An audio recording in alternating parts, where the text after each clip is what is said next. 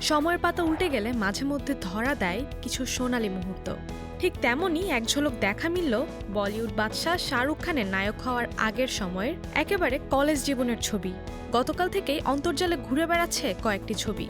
ছবিগুলোতে যিনি ধরা দিয়েছেন তিনি তখনও রূপালী পর্দার রোমান্সের রাজা হয়ে ওঠেননি। তখন তিনি ছিলেন শুধু শাহরুখ, মঞ্চনাটকে অভিনয় করা এক তরুণ, স্বপ্ন দেখা এক ছাত্র। এই অমূল্য ছবিগুলো শেয়ার করেছেন অভিনেতা অমর তিওয়ারি, যাকে আমরা 2001 সালের কাভি খুশি কাভি গামে শাহরুখের সঙ্গে পর্দায় দেখেছিলাম। ইনস্টাগ্রামে ছবিগুলো পোস্ট করে অমর জানালেন, ছবিগুলোর কয়েকটিতে রয়েছেন তার ছেলে মনোজ। সময়টি ছিল 1990 সাল।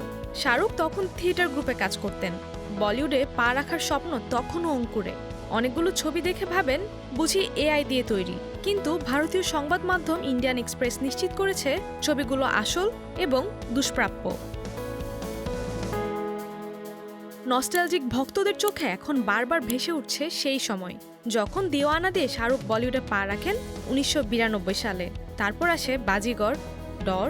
1995 সালে দিলওয়ালে দুলহানিয়া লে যায়েঙ্গে দিয়ে তিনি হয়ে ওঠেন অগণিত হৃদয়ের সম্রাট।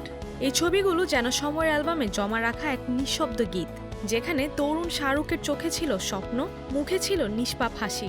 এই ছবিগুলো আজও মনে করিয়ে দেয় বড় স্বপ্নের শুরু হয় খুব ছোট একটা জায়গা থেকে, আর যে সেই স্বপ্নকে বিশ্বাস করে সাফল্য একদিন তার দরজায় ঠিকই কড়া নাড়ে।